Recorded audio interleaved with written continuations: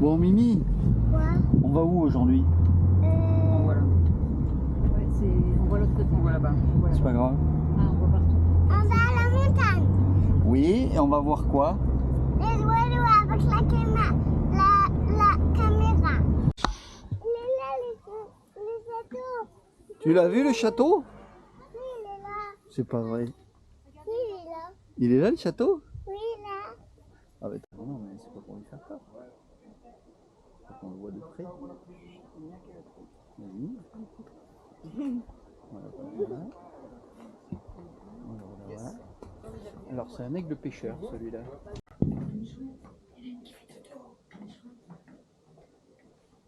Mais il fait pas dodo. L'aide de soleil pour la voir. Tu la vois, Mimi? Elle est tout là. T'as vu comme il fait froid ici, c'est bien pour elle. Faut qu'il fasse froid. Tu la vois, Mimi?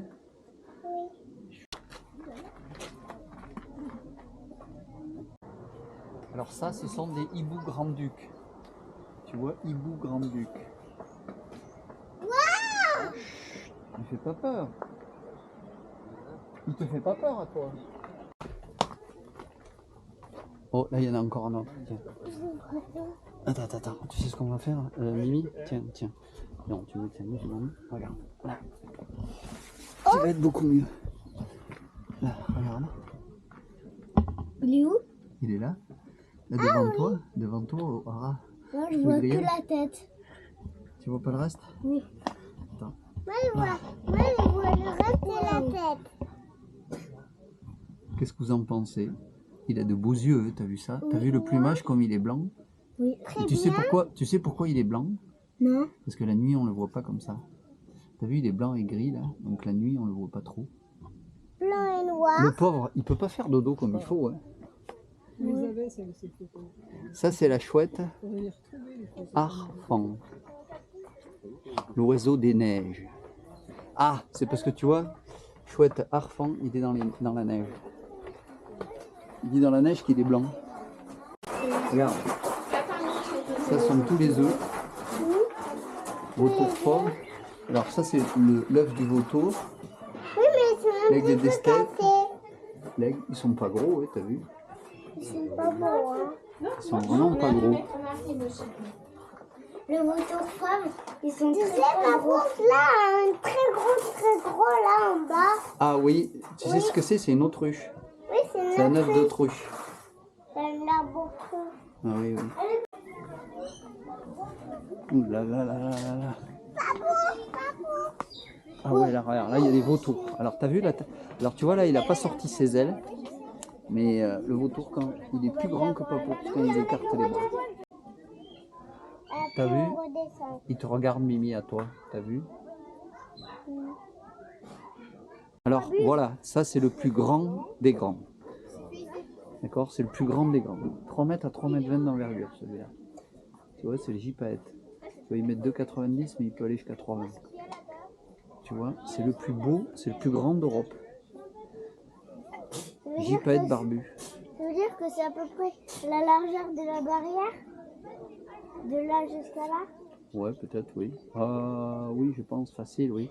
Ça va de l'arbre jusqu'à ici, facile, oui. Tu vois? Il est beau celui-là. Hein. J'adore les gypaètes. Alors tu vois, d'habitude, il se met ici, tu vois. Il est blanc, là, d'habitude. Et ce qu'il a, tu vois, c'est il va dans les endroits où il y a de l'eau ferrugineuse et il se peint ici, tu vois, la tunique, et il est orange en fait. Oui, tu m'avais montré sur une vidéo. Oui, je t'avais montré ça, ouais. Oui, mais pas moi. Ouais, ah oui, parce que t'écoutais pas, t'étais peut-être encore en train de faire dodo. Qu'est-ce qui... Ah, excuse-moi Mimi, j'avais pas vu. Dis-le-moi que tu as des branches qui te gênent. Ah, voilà le Milan, je t'en avais parlé. Tu vois le Milan noir? Tu vois? Hop. Oh, il y en a un qu'on dirait qu'il a eu envie de s'envoler. De savoir que c'est l'heure où il va aller voler, donc il cherche à s'envoler. Il est beau Mais le il Milan. peut pas. Il peut pas, tu sais pourquoi? Il cherche à manger. Ouais. Ouais, il cherche à manger. Ah ouais, mais t'as vu la taille? Ah, ça c'est quoi ça? D'après toi? Ça c'est quoi? Tout à l'heure, il a crié. Ouais, alors celui-là c'est quoi d'après toi?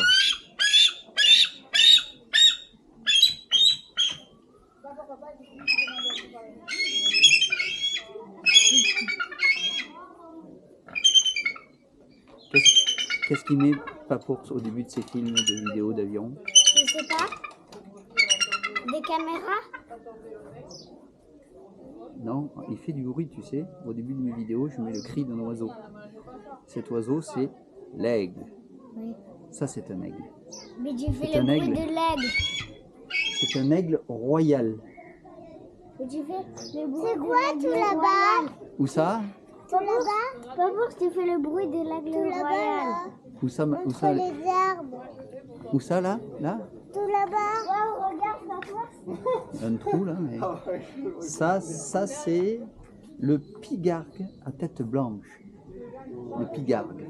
On a fini? Tu vois, c'est un aigle aussi, tu vois, qui est très beau. Mais Très grand, c'est très dans, grand. on est dans un château fort là? Oui, c'est ça. Mais C'est pour ça pourquoi? qu'il l'appelle le donjon des aigles. Et celui-là, regarde, c'est le condor des Andes. Alors je crois que celui-là, c'est le plus grand des oiseaux. Alors là, du monde. Tu vois? Regarde-le, Léon. T'as vu ça? Tu vois? Il est beau, hein? Alors ça, j'adore sa position. Le condor des Andes. C'est le plus grand. Le condor de Esteban de Villa. C'est le plus grand, le plus gros, le plus lourd. Il pèse combien de kilos? 11 kilos. Tu vois? Waouh. Voilà. Et celui qui fait celui. Eh bien le voici déjà, c'est notre ami Takeo qui est très motivé, hein, 15h15. Allez Takeo, on va jusqu'au bout. C'est parfait, un bon coup de patte donc bien ajusté. Il lui a donc permis de repartir, vous l'avez vu, juste alourdi du poids de sa capture, se percher un petit peu plus loin, on peut imaginer, de l'autre côté de la rivière par exemple. Alors le jour où il y a du vent, bien sûr, en général, il fait un piqué du haut du ciel, à beaucoup plus de vitesse, et donc arrive à repartir. Et oui Takeo, on y va. On ne va pas le forcer, on ne va pas lui en demander beaucoup plus. Il a peut-être passé une dernière fois parmi vous sur le banc du dresseur. Voilà, que vous puissiez l'observer de très très près. Ma collègue vient de vous expliquer voilà, que les oiseaux, tous les oiseaux sont comme les chiens ou un tas d'autres animaux. D'ailleurs, ils ne transpirent pas comme nous. Ils n'ont pas cet avantage de pouvoir réguler en permanence leur température grâce à l'évaporation. Donc, on dit... C'est la silhouette de l'aigle en miniature. Elle vient se présenter de très près face à vous. Le Milan Royal, lui, on a décidé autrement de repartir directement. Et vous allez pouvoir admirer l'adresse et l'agilité des Milan Noirs.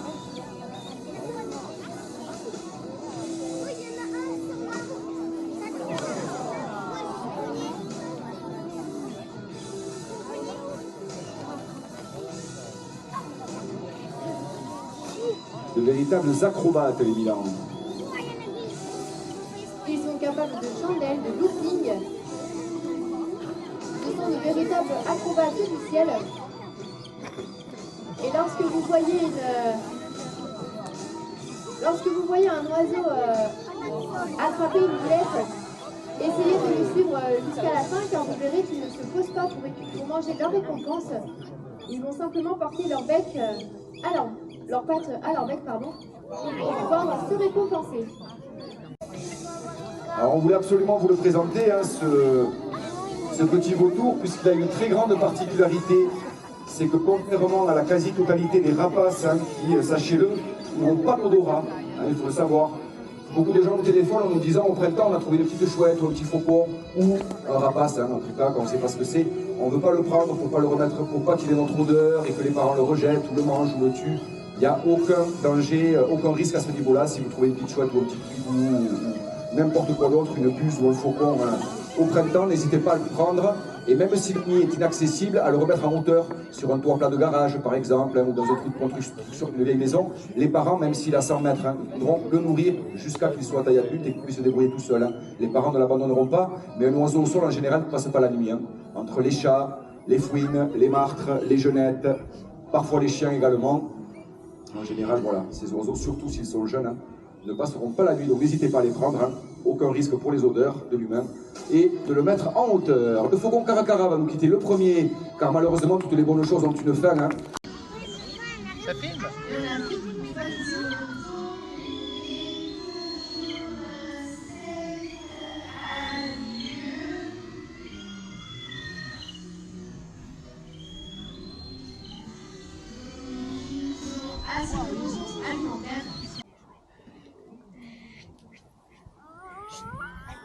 Et elle retrouve sa dresseuse, sans aucun problème.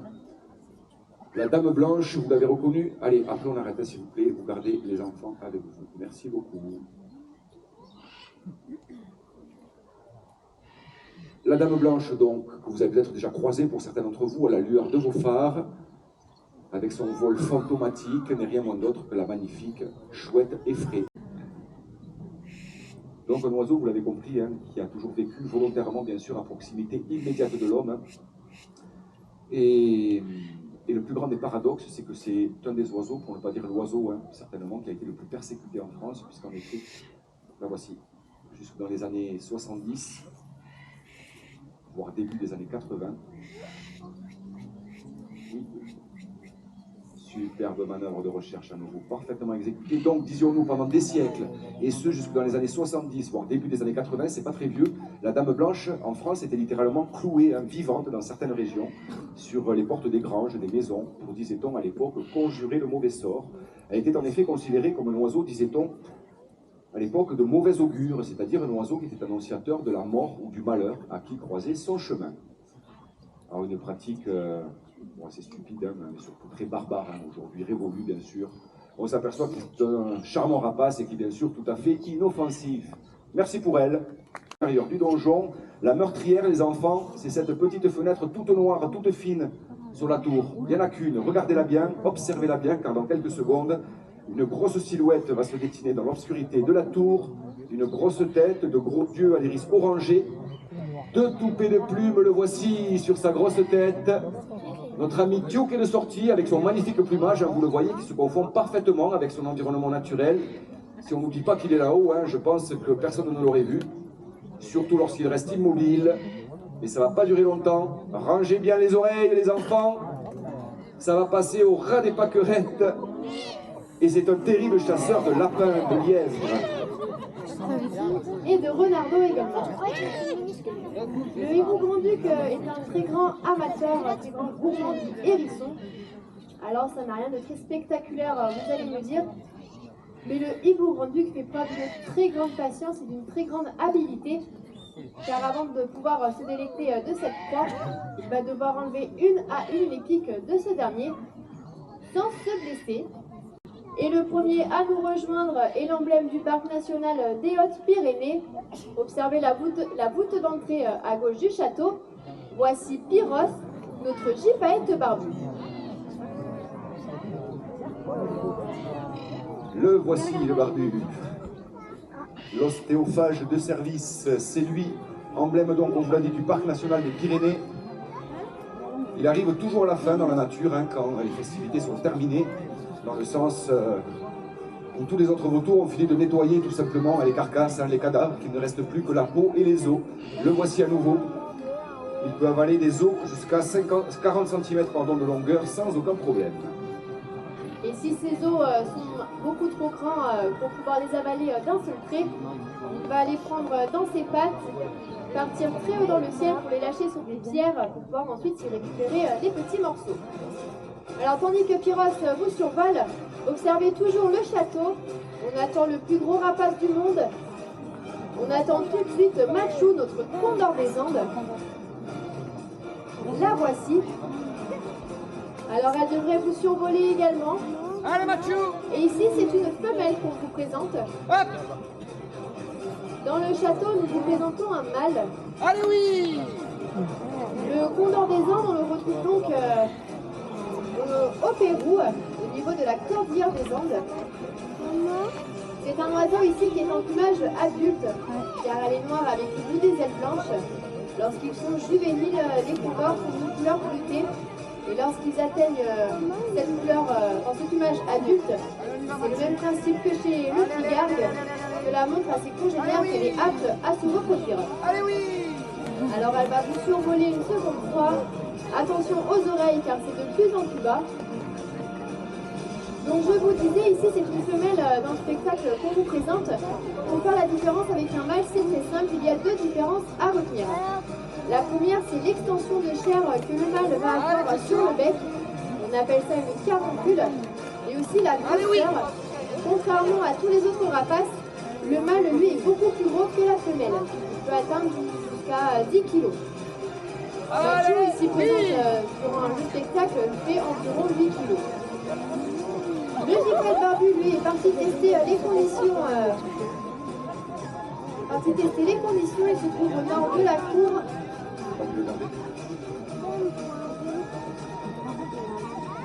On va surveiller de très près le retour de Pyros. On va proposer pendant ce temps à Mathieu de remonter face au château. Allez, Mathieu, allez! Et le gypaète barbu, lui, est en plumage juvénile. Il va avoir son plumage adulte vers l'âge de 16-17 ans, lorsqu'il aura atteint son plumage de couleur blanc-gris. Et le gypaète barbu, lui, est le dernier de la chaîne alimentaire à venir se nourrir. Allez, allez!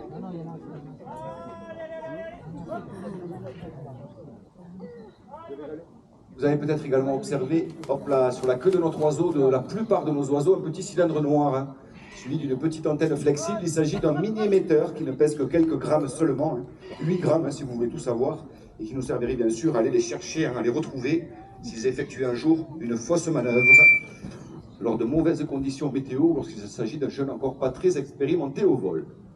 Allez, on va proposer à notre ami Machou une dernière manœuvre, ça va passer beaucoup plus bas hein, cette fois-ci. Là, ils vont plus de ce côté. Donc, se poser avec la légèreté d'un papillon sur le banc du dresseur qui est placé juste derrière vous. Alors ça va passer, c'est pas moi, hein, c'est là-bas. Allez, Mathieu! Allez, c'est parti Machou, c'est la dernière, après tu vas pouvoir être baigné, sans problème. Elle a un gros bac d'eau bien sûr dans sa volière. Ouais, très motivé pour le final. Hein. Allez, c'est parti, attention les oreilles, restez bien assis, n'hésitez pas à vous baisser un petit peu s'il le faut. Hop là, superbe manœuvre, on peut la féliciter à notre ami Machou, merci pour elle. Notre ami Pyros qui est en balade beaucoup plus loin apparemment. Ils vont devoir se relisser le plumage et ainsi de suite, ils vont finir par se piquer, par finir par tomber toute leur plume. Nous vous remercions. C'était super.